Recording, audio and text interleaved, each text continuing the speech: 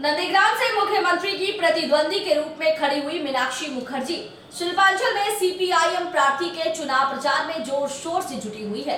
रानीगंज के बाद बासड़ा में मीनाक्षी मुखर्जी ने गुरुवार आसनसोल दक्षिण उम्मीदवार प्रशांत घोष के समर्थन में चुनावी जनसभा की, जहां उन्होंने टीएमसी और बीजेपी को आड़े हाथों लिया।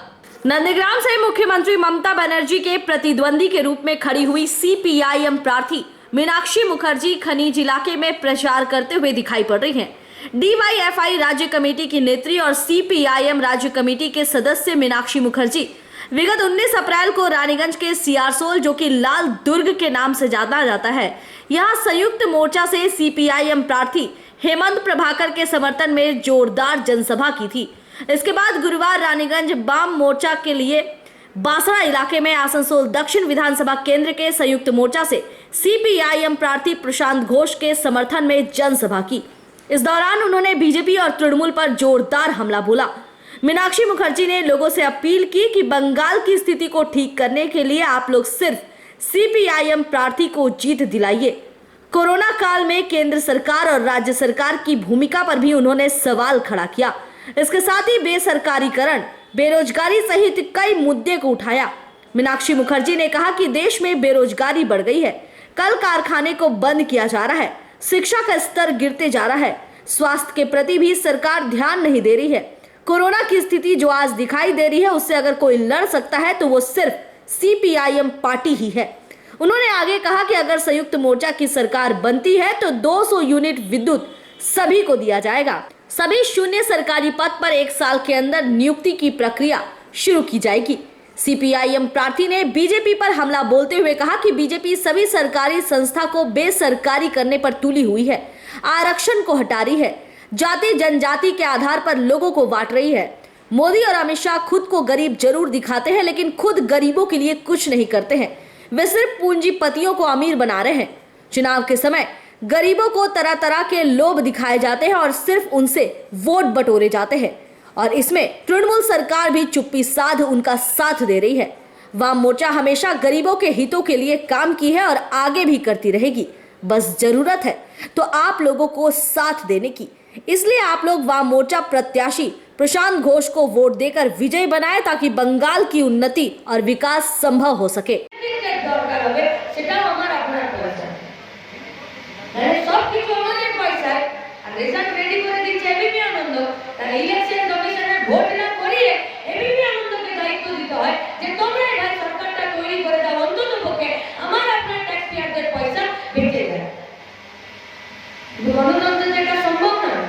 মিডিয়া করে এনে দিয়েছে স্টেরয়েডের ইনজেকশন নিয়ে একবার তৃণমূলের পিছন পিছন দৌড়াচ্ছে, একবার বিজেপির পিছন পিছন দৌড়াচ্ছে। কারণ তারা এখন বার্ড ফ্লুয়ের রোগে তারা আক্রান্ত, তাদের হাত পা ঝিমঝিম করছে। তারা মানুষের দরজার সামনে, গণতন্ত্রের সামনে, আপনাদের সামনে এসে দাঁড়াতে পারবে না। কারণ 10টা বছর ধরে গোটা পশ্চিমবঙ্গে তৃণমূল কংগ্রেসের সরকার যেভাবে সরকার পরিচালনা করেছে, ওটা তার যাই হোক, তাকে সরকার বলা চলে না, আপনি তাকে সরকার বলতে পারেন। हम लोग जो है कोलियारी इलाके का आदमी, क्या बोला जाता है?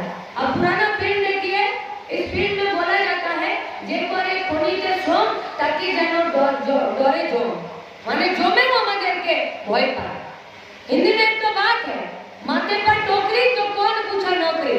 यहीं पर जो है অবঙ্গভাষী, হিন্দিভাষী যারা নন বেঙ্গলি আছেন, তারা এই এলাকাতে রয়েছে। শুধুমাত্র এই এলাকা, ওটা পশ্চিমবঙ্গ জুড়ে আছে।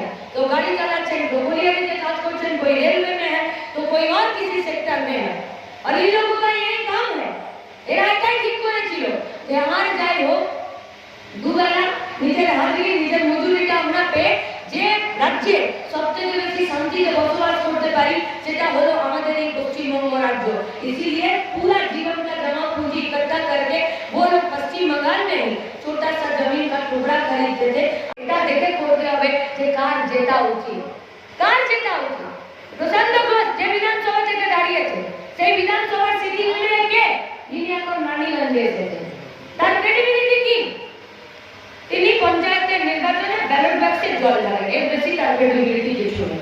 মানুষ ভোট দেন আর তিনি বক্সে জল ঢেলে দেন। আসলে তিনি বক্সে জল ঢালেননি, তিনি এই পশ্চিমবঙ্গের খেটে খাওয়া সাধারণ মানুষ, बेकार छात्र युवक, कोलियारी के काज करा श्रमिक, कोलियारी को केंद्रित करके जो लोग यहाँ पर अपना रोजी रोटी को संभालते हैं,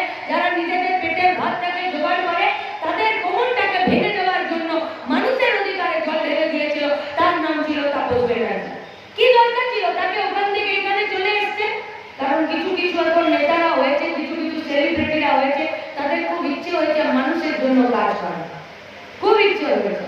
আরে মানুষের জন্য কাজ করতে গেলে তো গরমের দিনে 2 বোতল জল নিয়েও রাস্তার ধারে প্লাস্টিকের গ্লাস নিয়ে দাঁড়ালেও হয়, মানুষ রোদে কেঁপে রাস্তা দিয়ে পার হবে তাকে জল খাওয়ালেও হয়। হঠাৎ করে টিভি নিউজ মিডিয়াতে অভিনেতা নেতা হয়ে গিয়ে আবার তারা বলছে যে আমরা রাজনীতি করবো।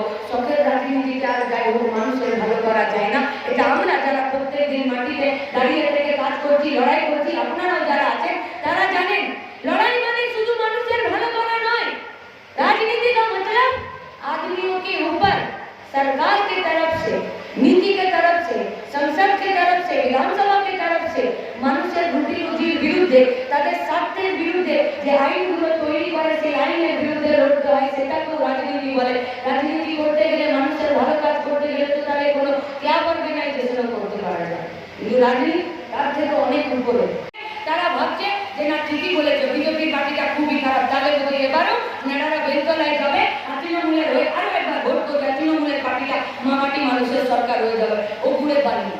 তোমরা চেষ্টা করো, তোমাদের পিঠে কুঁজ আছে চিত হয়ে শোয়ার, কিন্তু যাদের পিঠে কুঁজ থাকে তারা চিত হয়ে শুতে পারে না। তৃণমূলের পার্টিটার পিঠেও আজকে চুরির নামে, সারদার নামে, নারদার নামে, এসএসসি পিএসসি কেটে ঘুষ নেবার নামে, সিন্ডিকেট কাটমানি তোলাবাজির নামে এখানে তাদের পিঠে বড় কুঁজ হয়েছে।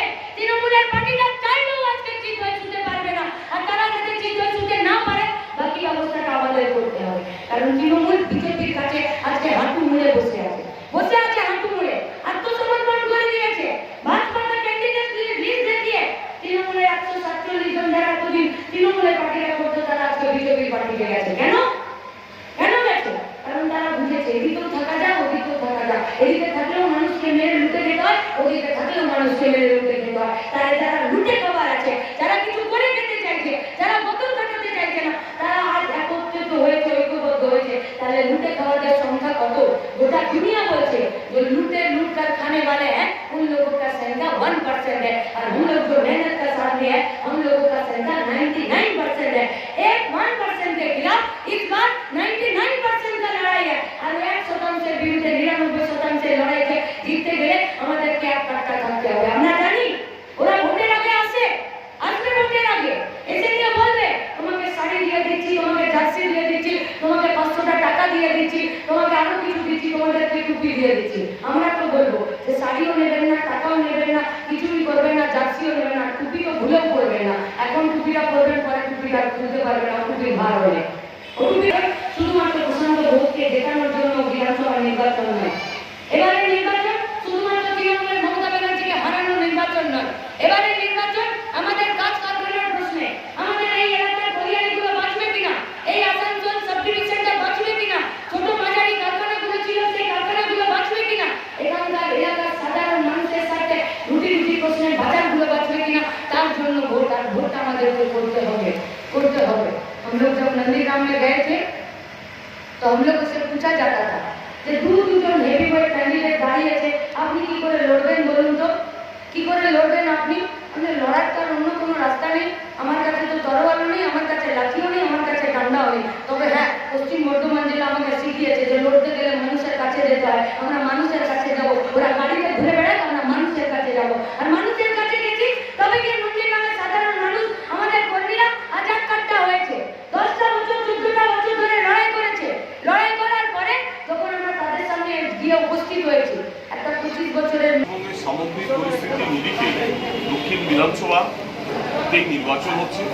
সেক্ষেত্রে প্রথম হচ্ছে যে বিগত দিনে আসানসোল এবং রানীগঞ্জ বিভাজনের রাজনীতির ফুটবল দাঙ্গা দেখেছে, এবং হচ্ছে সেখানে শিক্ষার ব্যাপারে চরম দুরবস্থা মানুষ দেখেছে, বেকারত্বে আছে, পাঁচটান্ডার কারখানা বন্ধ হয়ে যাওয়ার যন্ত্রণা আছে, আপনার হিন্দুস্তান কেবলস বন্ধ হয়ে যাওয়ার যন্ত্রণা আছে।